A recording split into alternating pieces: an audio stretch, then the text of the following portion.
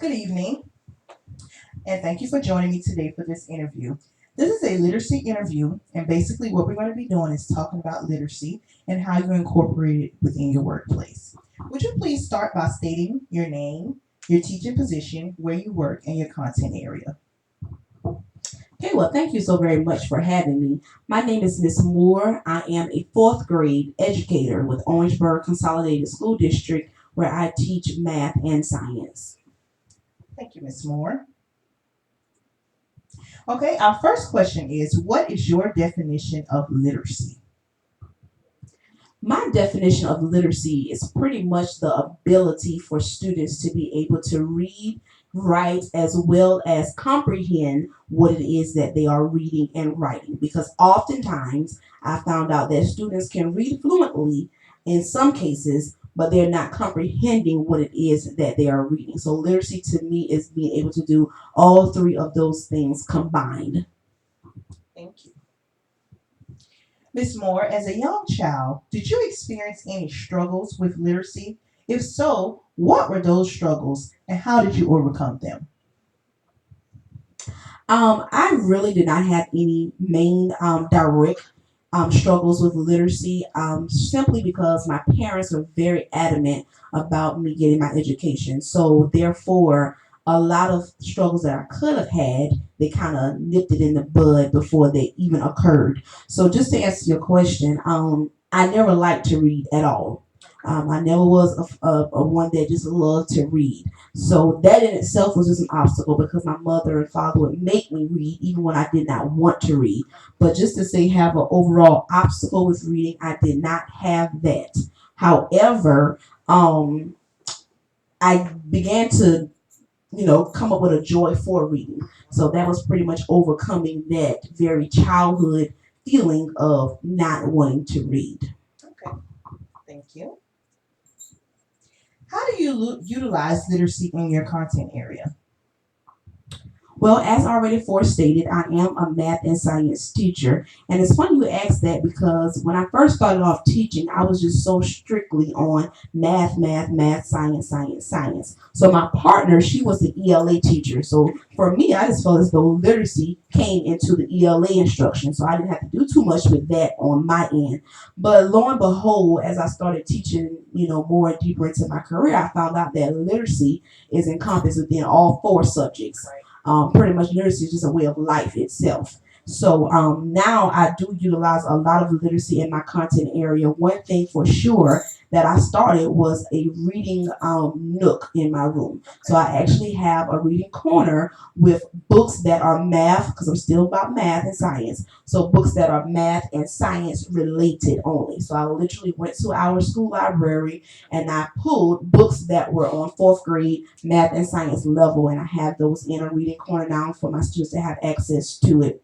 Aside from that, I use Epic. Epic is a website that is pretty much 1,000 plus books and resources on there for students. So with the first 15 minutes of my class, I excuse me, the first 15 minutes of my class, I have a lockdown session where the kids are just strictly reading. So that alone utilizes literacy within my content area, something I did not do, but I started doing.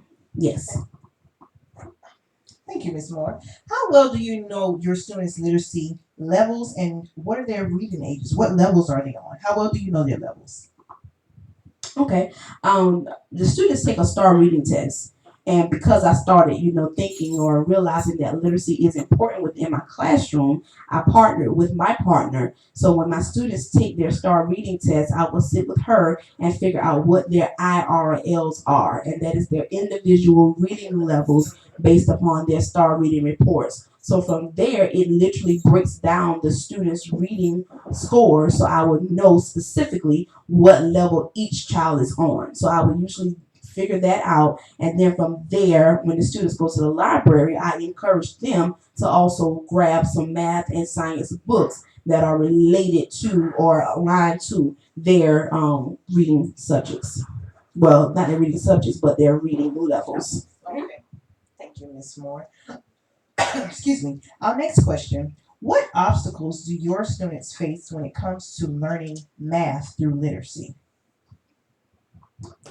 Um, Struggles that obstacles my students face when it comes to learning math through literacy would definitely be that gap of them not necessarily being on grade level with reading. When they're not on grade level, it kind of affects their math literacy because oftentimes when I give them math problems, specifically word problems, if they're not on grade level, then of course they're going to have problems comprehending what it is that they're having to understand. Same thing with science. The science material and reading materials that I give them is on grade level. So when you're not on grade level, then of course it's going to be an obstacle for you to be able to read and comprehend that material. So those are pretty much the basic obstacles that they face when it comes to learning math through literacy.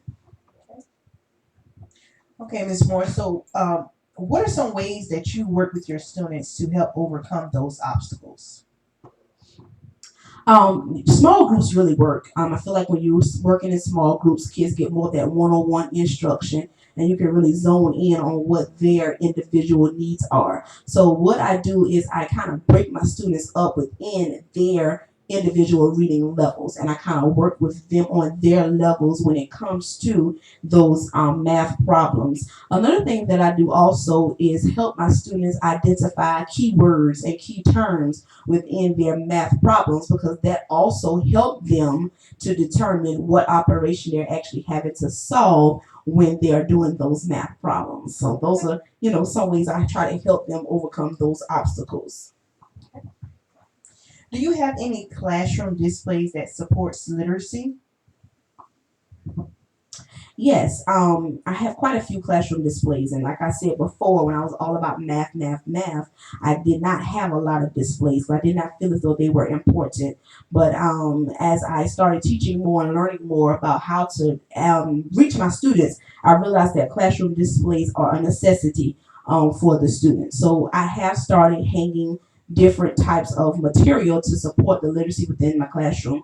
One thing for sure is a word ball. So I do have a math word wall where I post words along with the definitions so that'll be a constant reminder to the students about what we are learning currently and what we have been learning previously because they have to be able to retain the information that they have been taught from day one up until the last day of school. So it's not always about what we're doing that particular week, but definitely from the time we started school up until the present day moment. So yes, I do have a word wall. I also have a math focus wall, and on that wall, I kind of update it on a monthly basis, and it kind of focus and zone in on particularly what I'm teaching in class that month, which is usually a certain unit that I'm actually on for that particular time. So those are some ways in which I have classroom displays in my room.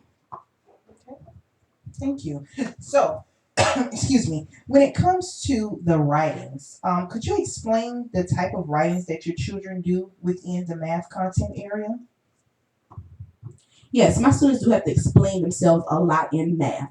And oftentimes they can verbally explain themselves to me, and then oftentimes I will incorporate that literacy aspect where they actually have to write out what they're saying. Because a lot of times we can say things a lot, but it's kind of hard to put it into words on paper. So a lot of times I make them write out their explanations to their math responses. And it not only helps them, but it also helps me to realize or think about what it is that they are thinking. So even when they have a wrong answer, they're kind of reluctant about wanting to explain themselves. But even when they have a wrong answer, I said, explain your wrong answer so that I can change your whole thought process for that wrong answer. So that's one way that we do writing within the math class. Another thing that I do is I use a lot of FRAIR models. So a FRAIR model is pretty much a model where they have one keyword and they have to give me like four different things about that particular keyword. So that's really literally dissecting a word to make sure that they are understanding the word even themselves. Same thing with Venn diagrams. We compare and contrast different words that they have to know for math content. Thank you, Ms. Moore. Okay, this question talks more about diversity, but we're also going to keep it on the topic of literacy. What ways do you handle diversity and different learning abilities in your classroom when it comes to literacy? Okay. First and foremost, when it comes to the diversity, not even a lot of my students, but I've had students that came into my classroom that were non-English speakers. They could not speak a lick of English at all. So of course that was an obstacle for them within itself. But I noticed that a lot of those students, although they may not speak English, they are very good at math. So they can solve those math problems. So I usually would work with them, and we would work first of all with just basic computation, adding, subtracting, multiplying, dividing, just straight numbers. He can't speak my language, I can't speak his or hers. But we're just writing numbers down, kind of giving them some key words, some pictures, and different things of that nature. And then from there, we start with basic math problems, word problems, picking out those key terms. And then from there, we kind of keep building upon what they know until we get them to where they are. I also work very close with my ESOL teacher because she's very good with helping me to address those students as far as those different diverse needs. Now, aside from ESOL students, my other diverse students that I have within the classrooms, I try to address some of their likes. Figure out some of like their culture and some of their background and some things that they are interested in, and I try to encompass that within what we're learning, so they won't feel so isolated with their work. So that is one way that I kind of zone in on diversity within the classroom. Thank you, Miss Moore. And last but not least, how do you get your students involved? How do you get your students involved with literacy within your content area? How do you keep them involved within that content area, learning about literacy? Well, again, like I said, going back to the definition of literacy, being able to read and write, I think that what I do as a whole in the classroom kind of tie in to that reading and writing. So I can't say that there's one thing in particular that I keep pointing to say, hey, this is literacy. This is how we're going to do it in math. But what we do within my math class, such as math games, working in small groups, dissecting a word problem, those types of things all fall back into that literacy umbrella. So in whole, my kids are excited about learning all by itself. Most of my kids leave out saying, I enjoyed math class today, or math was fun, or what we did today was fun. But all of it still ties back into that whole concept of being able to read and write. So, to answer your question, I guess everything that we do in a whole kind of zones back in on that literacy component. We do a lot on our iPads. Okay, you can't maneuver on an iPad unless you know how to read and write. Okay, you can't solve math problems unless you know how to read and write. There are a lot of things that you just cannot do unless you're able to read and write. So my kids usually tap into what I'm doing in class, and ultimately that encompasses that whole umbrella of literacy. Well, Miss Moore, I thought we was almost finished, but we have about 6 more minutes. So I'm going to ask you about two more questions, if that's okay with you. Okay. Okay.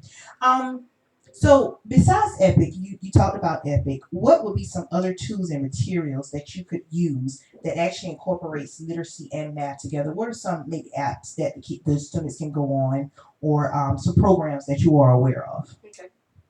Oh, another program that I really do love is called IXL. And IXL is a website that has a ton of math skills that the students can work on. And the literacy component of IXL is that when a student gets a question wrong, there's an explanation word for word how they should have solved that problem for the answer to have been correct. So without being able to read and write, you would not be able to read that explanation to determine and correct your mistakes. So oftentimes my kids, because when you get the question wrong, it has explanation, and then also had a little icon, a little button that says "Got it." So a lot of my kids, when they get a question wrong, like I said earlier, about me not liking to read, they want to hit the "Got it." Got a question wrong, they want to hit "Got it." Got it wrong again, got it. So I walk around when I'm doing monitoring, because that's a key point that teachers have to do, actively monitor their students. So when I'm walking around, I'm noticing, you get it wrong, they hit got it. That's the student I stop with, and I'm like, look, we're going to sit down, you're going to read this explanation to me, and we're going to talk about how you got this answer wrong so that you won't get it wrong the next time. Because if you had it, it wouldn't have been wrong. So we're not going to skip through and hit got it, got it, got it, got it, got it. we're gonna work on it until you actually get it, so you won't be getting these problems wrong. So I said all that to say that component of IXL in itself is great because it forces the child to actually read the material and understand why they got the question wrong. So that's one of those websites that I really love. IXL does a great job with that. Another one is Study Island. Study Island is also a wonderful tool that has math content on it on grade level, and it also gives the kids an explanation as to why they got their question wrong. So that is another one that actually forces the kids to use that component of reading and writing so that they can be more successful in their math content area. Thank you, Ms. Moore. And last but not least, as a new, well, I hope to be a librarian one day, but as a new educator, could you give me some suggestions on some instructional strategies that you could use to teach literacy in your math class? What are some instructional strategies? Okay, so some instructional strategies that I know of for sure that you could use in order to teach literacy in your classroom. One, like I said before, is a FAIR model. Okay, a FAIR model is pretty much a model where you have the keyword in the middle as your middle word, and then from there you do some descriptions of that word, the characteristics of that word, some things you know about that word, some things you don't know about that word. So that's one very good instructional strategy that you can incorporate. Another one is called a KWL chart. And a KWL chart is pretty much what you know already about a material that you're given, some things you want to know about it, and what you learn after the completion of your lesson. Graphic organizers are also really, really good instructional strategies to zone in on that literacy. I said already small groups. Small groups are really good because you can actually tailor made the lesson for that actual child. Whole group lessons are great as well, but small groups really help you get that one on one understanding of your child. Peer teaching really works for your diverse students because those students can learn from each other and they can learn from the other students that are different from their ethnicity and background. Yes, determining prior knowledge from a child. You want to always get that understanding of what the child already know about a material before you even start teaching or before you introduce something new to your kids. Because what you'll find out is that kids know way more than you think that they know. So tapping into that prior knowledge is also very, very good. And then also aside from all of that, when kids are having fun, they're gonna learn regardless. And I'm a firm believer that school and teaching should be fun to students. So I do like to use one of these websites called Kahoot. Kahoot is a very interactive game based it's not even a website, but it's a website that the students really love. And a lot of times when I watch my students, I notice that they're learning. They don't even realize they're learning because they're having so much fun doing what they're doing. So Kahoot is awesome with doing that along with quizzes. Quizzes is also no, quiz. Well, I've heard of Quizlet, but Quizzes is also like Kahoot in a sense that it's a game-based interactive what you call it. Now I've heard of Quizlet that you're talking about, but I've never really used it for that purpose. But I've heard it is very good instructional strategy as well. So the list can go on and on and on for instructional strategies, but those are just a few that I can really think of that I use on a regular basis to tap into my students' learning and to zone in on that literacy component that we have been talking so much about all afternoon long. But I'm loving every moment of it. And like I said, I thoroughly appreciate you even thinking of me to do this interview for you and with you. Well, on that note, Ms. Moore, we're going to end this interview for today. I'm so happy that I was able to learn from you as a math teacher. Excuse me, I never knew that you could incorporate literacy so much within all content areas. Absolutely. And this is great for me as a future librarian. I would love to Absolutely. touch on all types of areas in the library. So I've really learned a lot from you today. I'm so happy you took the time to out of your busy schedule to have this interview with me, and I know where I can come in the future when I yes. need some help. Absolutely. Thank you Yes. so much, Ms. Moore. You're welcome. Have a great day. You too.